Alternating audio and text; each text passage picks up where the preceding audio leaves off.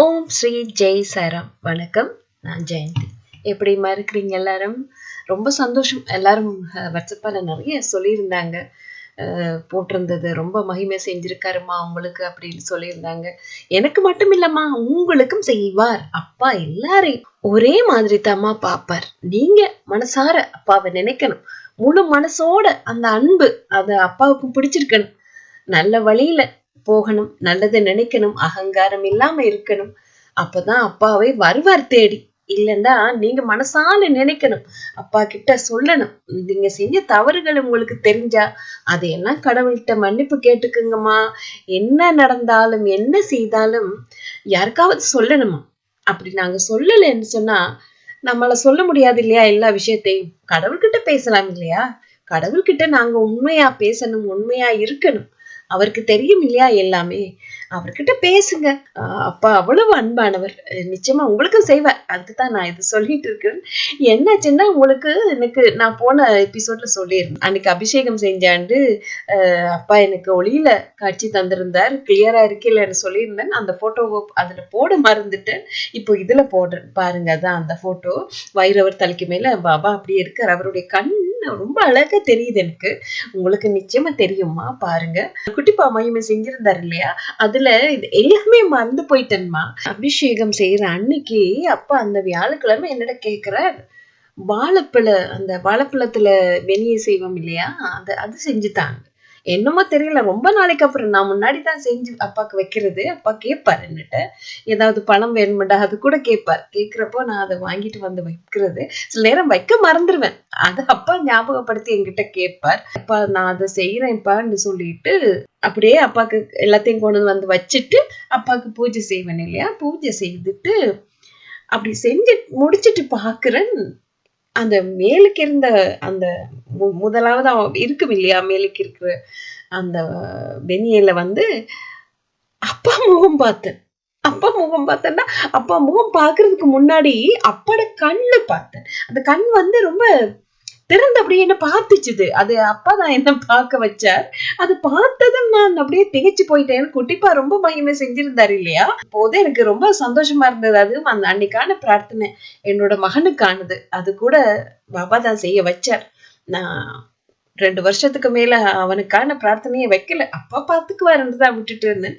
அப்பாவே என்ன அதை ஞாபகப்படுத்தி செய்ய வச்சிருந்தார். அப்போ அந்த பக்கத்துலதான் அதை வச்சிருந்தேன். அதை பார்க்கும் அப்பாட கண்ணு தெரிஞ்சது. 2 கண்ணும் அப்படியே அழகா தெரிஞ்சது. அதுல ஒரு கண் ரொம்ப அழகா திறந்தபடி அப்படியே இருந்துச்சு.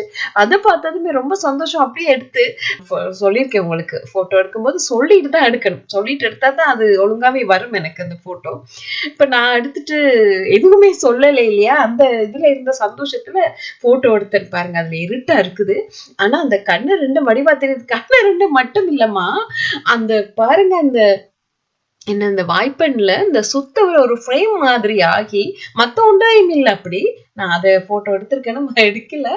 அந்த அந்த ஒன்று மட்டும், அந்த மேலால இருந்தது மட்டும் ஃப்ரேம் மாதிரி அப்படி இதுவாகி அப்படியே கீறின மாதிரி வந்திருக்குது. அதுல 2 கண்கள். அப்பாட முகம் அப்படியே அந்த இருக்குது. இப்போ போட்டோன்னு சொன்னா அது இது மட்டும் தானே இருக்கும் இல்லையா? அத பார்க்கும்போது அப்படியே மேல அப்படியே அப்பா முகம் பதிஞ்ச மாதிரி அப்படி இருந்ததுமா. அது பாருங்க, அந்த அவருடைய முக ஷேப்போட இருக்குது. அப்பா மூக்கடியில ஏதோ மாதிரி வந்து அது பூ வார மாதிரி அப்படி கூட இருந்துச்சுமா. என் மகனுக்கான இந்த பிரார்த்தனையில அப்பா நிறைய அற்புதங்கள் செஞ்சிருந்தார். அது நினைச்சு ரொம்ப சந்தோஷமா இருந்தது எனக்கு. அப்பாவுக்கு நன்றி நன்றி நன்றின்னு சொல்லிட்டு இருந்தேன். அதுதான் அப்பாவோட மகிமைமா. அப்பாவோட மகிமை அதுதான். அப்படியெல்லாம் செய்வாருமா. நிச்சயமா எல்லாருக்கும் செய்வார். அதுல பிறகு இல்ல, அதை மறந்துட்டேன் நான் உடனே அதை எடுக்கிறதுக்கு. அதுக்கப்புறம் நான் அதை போட்டோ எடுத்து அதுல அதுவா இதாயிடுச்சு. ஆனாலும் அது 2-3 நாளும் அப்படியே அந்த முகம் இருந்துச்சு. அப்ப எனக்கு அதை எப்படி சாப்பிடுறது? அப்பா முகம் பதிஞ்சிருக்கு இல்லையா? என்னால அது முடியல. அப்ப அத வச்சுட்டே இருந்தேன் அப்பா பக்கத்துல. இல்ல, ஏதாவது என் வீட்டு ஜன்னல் அடி குருவிகள் வந்து போகும் இல்லையா? அவங்களுக்கு போடுறது அப்ப சரி அப்படின்னு ஜன்னல்ல அதை வச்சுட்டேன். இது நான் வச்சது வந்து 2-3 நாளைக்கு அப்புறம் தான் அத வச்ச ஜன்னல்ல. அது வரைக்கும் இருந்துச்சு அப்பா முகம் பதிஞ்சிருக்கேன்னு சொல்லி.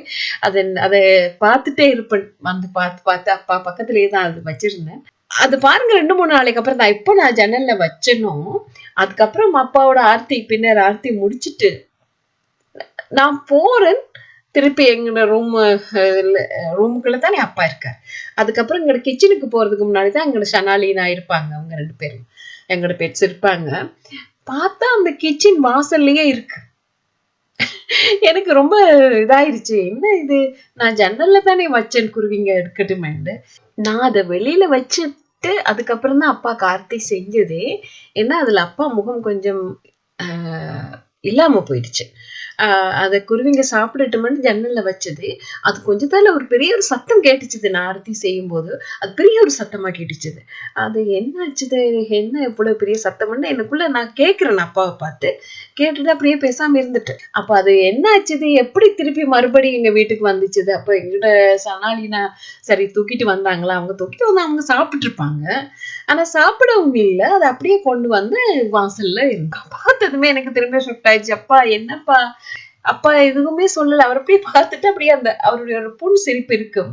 அது கூட இல்ல, அது கூட இல்ல, சும்மா இருக்க அப்படியா. அப்பா பார்த்து பாருங்க போது அப்பா எனக்கு நினைவுபடுத்துறார். ஒரு நாள் என் மகனோட நான் ஹாஸ்பிட்டல்ல இருந்தப்போ, அவன் ஆக்சிடென்ட் ஆகி இருந்தப்போ பாருங்க, அது இப்போ எனக்கு புரியுது. அப்ப அதை எதுக்கு ஞாபகப்படுத்தி இருக்கார் என்று சொல்லி இப்ப உங்ககிட்ட பேசும்போதுதாம்மா புரியுது. அவனுக்கான பிரார்த்தனை இல்லையா வச்சிருந்தேன். அதுல வந்து அவனோட ஹாஸ்பிட்டல்ல இருந்தப்போ ஒரு சாக்லேட் உண்டு. ஆனா அது பெருசா விரும்பி சாப்பிடுறது இல்லை. கிண்டர் சாக்லேட் உண்டு. அவனுக்கு விருப்பம், அதனால அவனுக்கு வாங்கி கொடுத்திருந்தேன். அவன் இல்லம்மா நீங்களும் ஒண்ணு சாப்பிடுங்கன்னு எனக்கு தந்தப்போ, சரி பிள்ளை தாரானேன்னு சொல்லிட்டு அதை வாங்கி ஒரு கடிக்கு அடிச்சிட்டு அந்த பாதி அதுல வச்சுட்டு நான் சச்சரிதம் சும்மா அப்ப அங்க இருக்கிறப்போ படிச்சுட்டு இருப்பேன். சச்சரிதத்தை பார்த்துட்டு படிச்சுட்டு சரி மறுபடி சாக்லேட் தூக்குறப்போ அந்த சாக்லேட்ல குழந்தை பாபா இருந்தார். ஒரு குழந்தை அப்படியே இருக்குமா. அந்த அந்த சாக்லேட்டை வந்து இப்போ வரைக்கும் நான் வச்சிருக்கேன். இங்க இருக்கு. வேணும்னா நான் உங்களுக்கு அதை போட்டோ எடுத்து போடுறேன். அதுல வடிவ பாருங்க, குழந்தை பாபாவோட முகம் இருக்குது. அவர் ஏதோ சாப்பிட்டுட்டு இருக்காரு. அப்போ இப்ப இது 2 வருஷமாகி அதுல 2 வருஷத்துக்கு மேலே ஆயிடுச்சு. அப்பவும் பாபா அதுல அப்படியே இருக்காரு. சாக்லேட்ல ஒருவித மாற்றமும் இல்லை. இப்ப உங்களுக்கு போட்டோ எடுத்தப்போ பார்த்தேன். பாபா அதை ஞாபகப்படுத்தினார். ரொம்ப நாளா அதை பார்க்கலனா அப்பா அதை ஞாபகப்படுத்தினதும் அதை எடுத்து பார்த்தேம்மா, அப்படியே இருக்குமா, அன்னைக்கு எப்போ இப்படி இருந்துச்சோ அதே மாதிரியே இருக்குது. இதான் பாபாவோட மகிமை. ஆனா இந்த இந்த வாழைப்பழ வாய்ப்பண்ட வந்த அந்த முகம் வந்து அது 2-3 நாளால கொஞ்சம் கொஞ்சமா அடுத்த நாள் அழகா இருந்துச்சு. அப்போ நான் உங்களுக்கு போட்டோ எடுத்திருக்கிறேன். அதுக்கப்புறம் அது கொஞ்சம் கொஞ்சமா என்ன சொல்றது, அது இந்த உருவம் மாறிடுச்சு. அதுல அப்பாவோட முகம் அப்படியே இல்லாம போன மாதிரி ஆயிடுச்சு. இப்போ அந்த அந்த அது மட்டும் இல்ல அவர் காட்சி தந்தது எனக்கு. அன்னைக்கு பாருங்க, சீரடியில இருந்து குமார் சாய்ராம் எனக்கு ஒவ்வொரு ஆரத்தியும் எனக்கு அனுப்பிட்டு இருப்பார். பாபாவோட ஆரத்தி. அதுல வந்து அன்னைக்கு இரவு ஆரத்தி அனுப்பியிருந்தார். அப்ப இன்னும் உடனே பார்க்க வச்சுட்டாரு. அத பார்த்தா போட்ட உடனே அப்பாவோட கண்ணு எனக்கு தெரிஞ்சிச்சு. எப்போ அது வந்து மேல அப்பா இருக்காரு. அப்பா அந்த மேல் இதுல அப்பாவோட கண் 2 தெரிஞ்சிச்சு. எனக்கு ரொம்ப சந்தோஷம். அப்பா இன்னைக்கு ரொம்ப ரொம்ப நிறைய மகிமை செஞ்சிருந்தார். ரொம்ப அற்புதங்கள் செய்திருந்தார். நான் உங்களுக்கு போன எபிசோட்ல சொல்லியிருக்கேன் வியூஸ் குறையுது அப்படின்னு. அது பார்த்துட்டு நான் அப்பா கிட்ட வந்து சொல்லியிருந்தேன். அப்பா என்னப்பா வியூஸ் குறைஞ்சு போகுது, என்னாச்சுப்பான்னு சொல்லி கேட்டப்போ அடுத்த எபிசோட் நான் சொல்லிட்டே போகணும். அதுல 11ஆம் தேதி 2020 நடந்தது. ஒரு ஒளியில ஒரு வித்தியாசமான உருவம் வந்திருந்தது. அதை பார்த்திருந்தேன்னா அப்ப அடுத்த எபிசோட் அதுதானேப்பா நான் போடணும். என்னாச்சுப்பான்னு அப்பா கிட்ட சொல்லிட்டு தான் இருந்தேன். அப்பா கிட்ட வந்து சொல்லிட்டு இருந்தப்போ அப்பா என்ன பாருங்க, இப்படி ஒரு பெரிய ஒரு மகிமையை செஞ்சு அந்த மகிமையை அப்பா போட சொல்ல வச்சுட்டார். அதுதான் போன எபிசோட்ல சொல்லி இருந்தேன். இப்போ இந்த 90ஆவது எபிசோட்டுக்கு பாபா ராமநவமிக்காக என்ன செஞ்சார் பாத்தீங்களா, அதான் போட வைக்கிறார். இப்போ அதை பத்தி தான் நான் உங்களுக்கு சொல்லணும். அது அந்த போட்டோவை பாத்தீங்கன்னா உங்களுக்கு புரியும் என்னன்னு சொன்னா. அப்பாக்கு பாருங்க, அந்த நீல கலர் துணியில தான் அவருக்கு மேடை போட்டிருக்கு.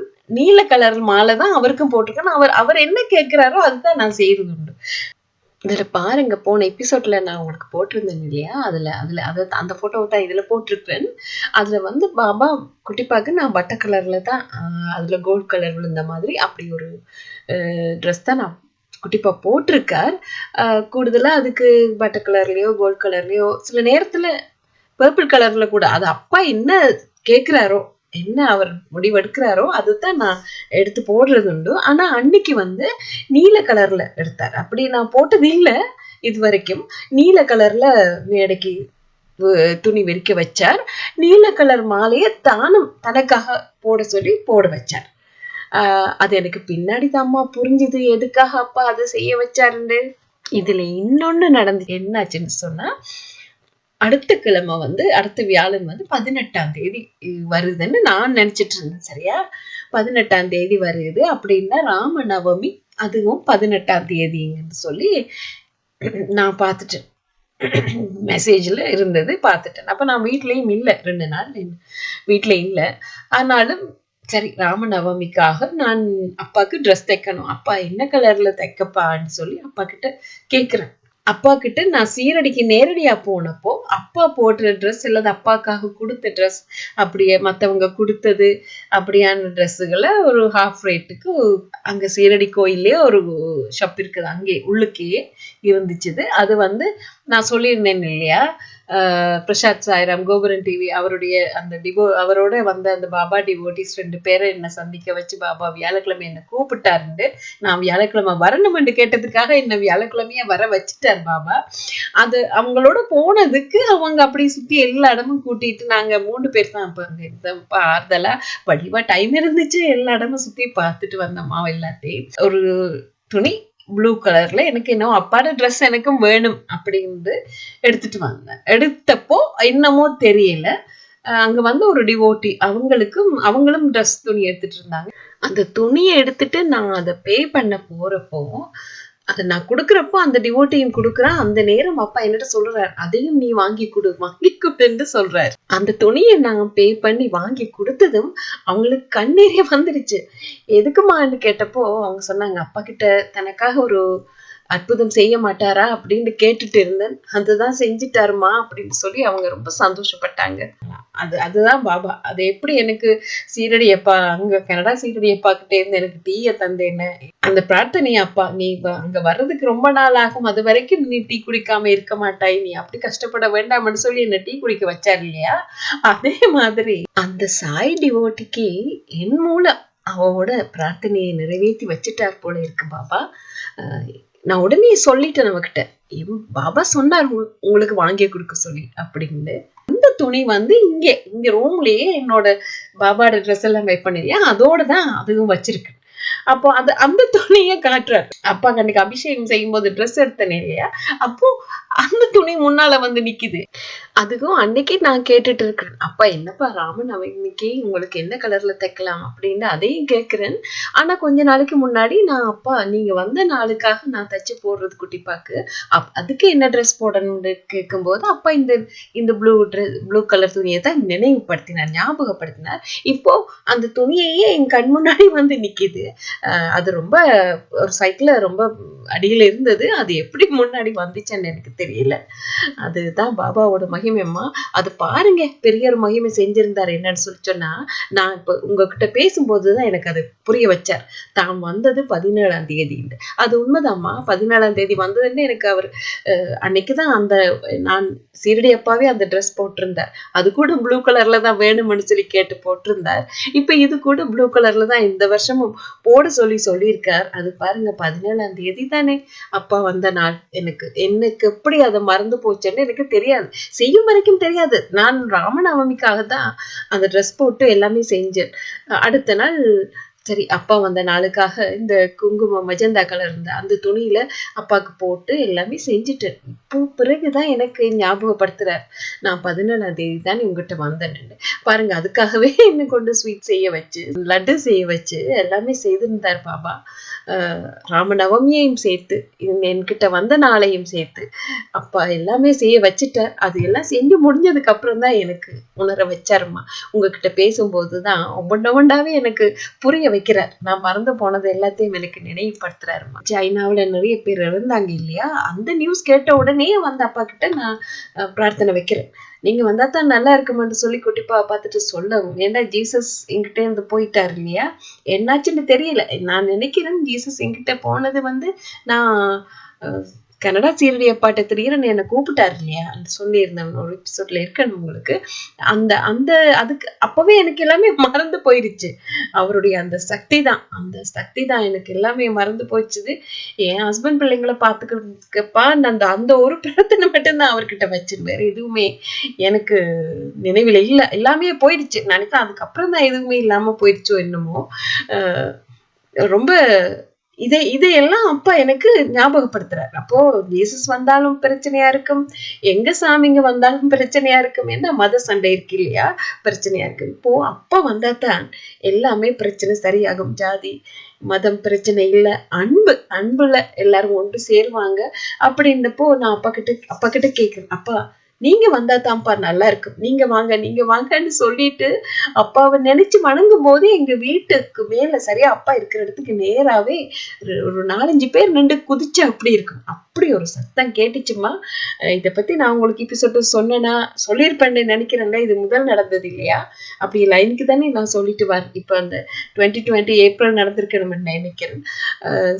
ஏப்ரல் 17ஆம் தேதியா 18ஆம் தேதியாங்கிறது எனக்கு ஷுவரா இல்லை. எனக்கு சொல்லி இரவு எத்தனை மணிக்கு அந்த பிரார்த்தனை அப்பா கிட்ட வந்து சொன்னேன்னு சொல்லி எனக்கு தெரியல. அப்பா எனக்கு நேரடியாவே நான் வாங்கி கொடுத்தேன், என் மகன் பர்த்டேக்காக வாங்கி கொடுத்தேன். அந்த ட்ரெஸ்ஸ 17ஆம் தேதியே போட்டு எனக்கு அதை புரிய வச்சுட்ட. 17ஆம் தேதி தான் நீ வச்ச பிரார்த்தனை பாருங்க. ஆனா அது எனக்கே என்ன மைண்ட்ல வரல.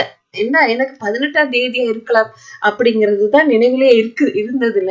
இப்ப எனக்கு அந்த நினைவு இல்ல 17ஆம் தேதி தான். நான் இப்ப எந்த நினைவுல ஒரே 18ஆம் தேதி அப்பா வந்த நாள் அப்படிங்கறது அந்த மனசுல முதல்ல பதிஞ்சிருச்சு இல்லையா.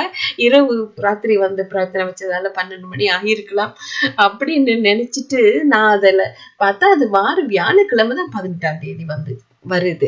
அப்போ அது ராமநவமியும் ஏதோ 18ஆம் தேதி வருது அப்படிங்கிறது தான் என் மனசுல. பாருங்க, எல்லாமே அப்பாதான் செஞ்சிட்டு இருக்காரு. அப்ப 18ஆம் தேதி தான் ராமநவமியும் வருது. இப்ப இதுக்கு முன்னாடி நான் அப்பா கிட்ட சொல்றேன், அப்பா நீங்க வந்த நாளுக்காக நான் குட்டிப்பாக்கு ட்ரெஸ் தைச்சு போடுறது அப்பாக்கு தெரியும். அப்ப அப்பா கிட்ட சொல்றேன், என்ன கலர் ட்ரெஸ்ப்பா இந்த வருஷம் நான் உங்களுக்கு தைச்சு போடணும் போது எனக்கு அந்த அந்த சீரடியில நான் வாங்கிட்டு வந்த அந்த ப்ளூ ட்ரெஸ் ஞாபகம் தான் படுத்தினார். ஆனா நான் தைக்கிறதுக்கு டைம் கிடைக்கல. அதையெல்லாம் அப்பதானே செஞ்சிட்டு இருக்க, டைம் கிடைக்கல. ஆனா அதை பத்தி அந்த சிந்தனையும் எனக்கு பிறகு இருக்கல. ராமநவமிங்கிறதுனால அப்பா ப்ளூ கலர் கேட்கிறாரு போல இருக்குன்னு சொல்லி அந்த துணியில எடுத்து ட்ரெஸ் வெட்ட கொண்டு போன போது அப்பா இன்னொரு துணியையும் காட்டுறாரு. அது வந்து ஒரு மஜந்தா கலர்ல கோல்டு கலர், மஞ்சள் கலர் மாதிரி அதுல பூ போட்டு இருந்துச்சு.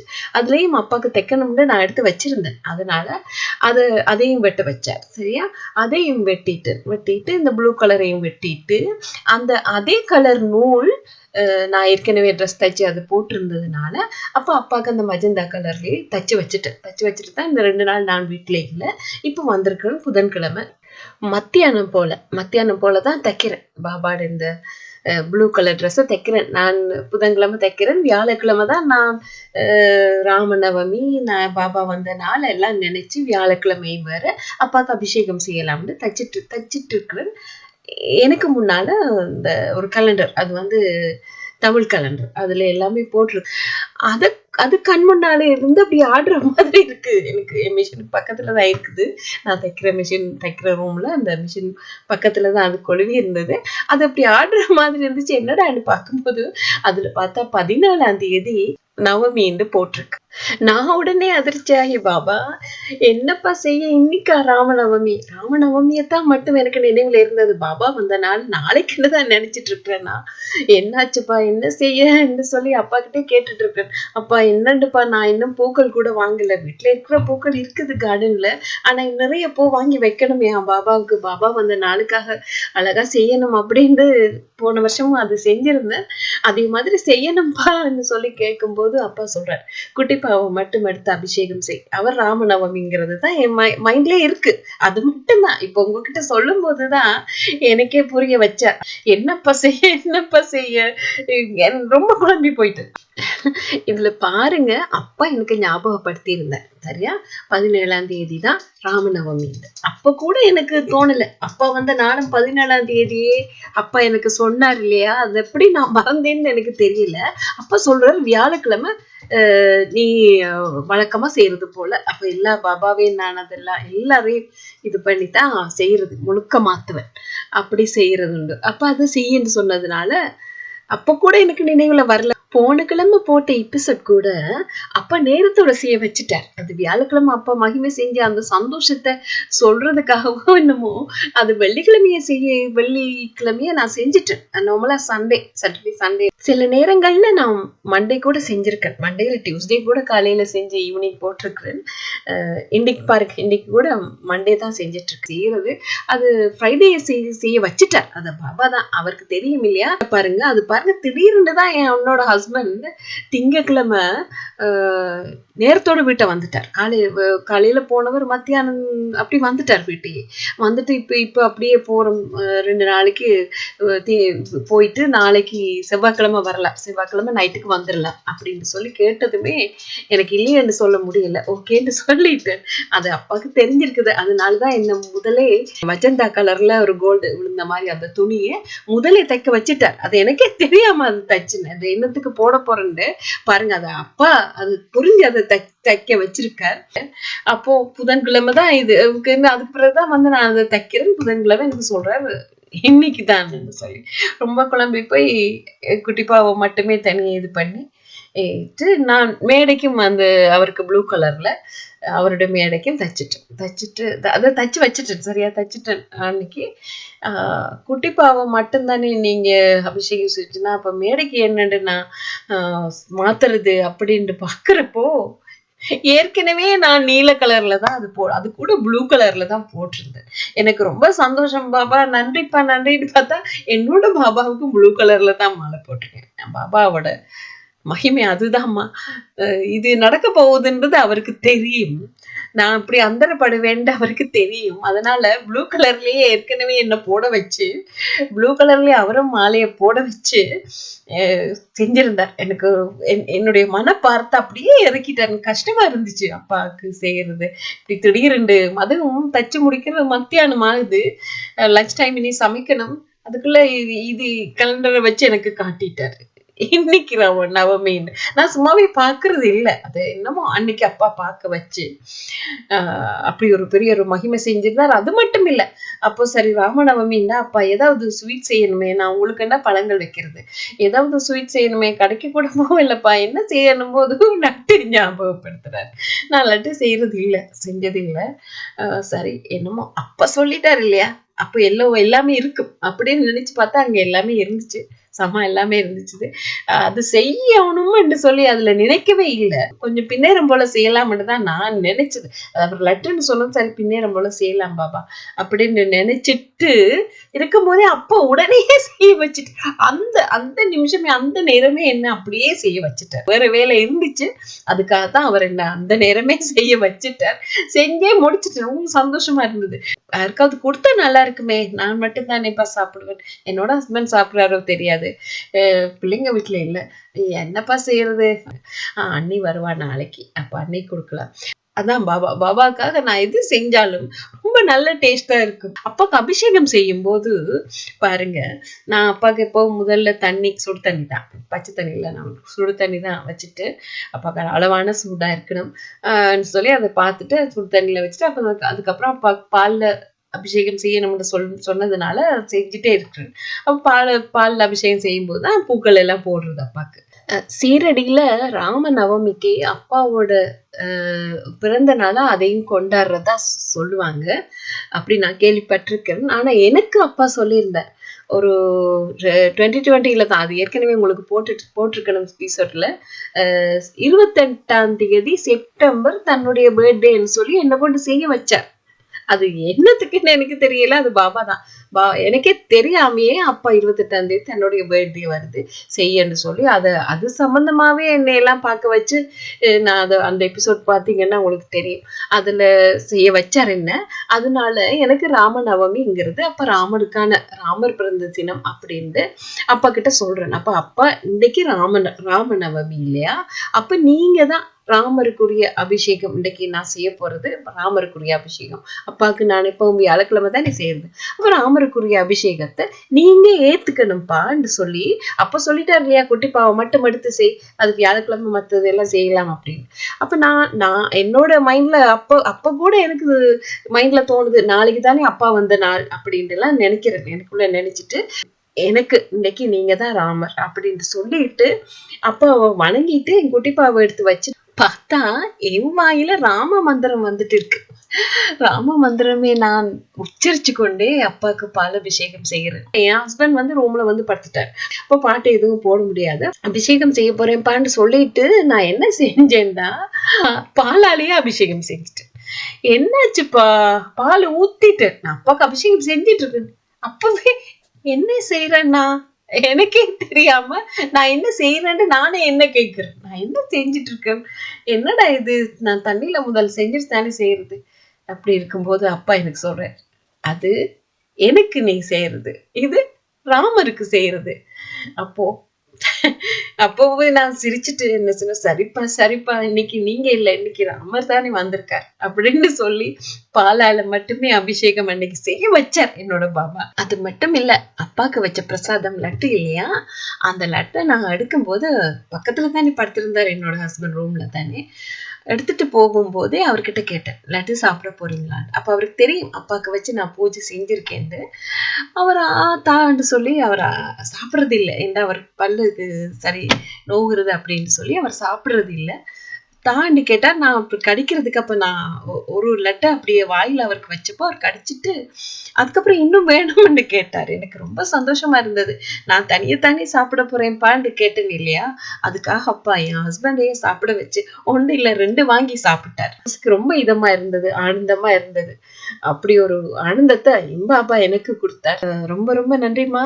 மீண்டும் அடுத்த அத்தியாயத்துல பாபா ஆசிகளோட உங்களை சந்திக்கிறேன். ஜெய் சாய்ராம்.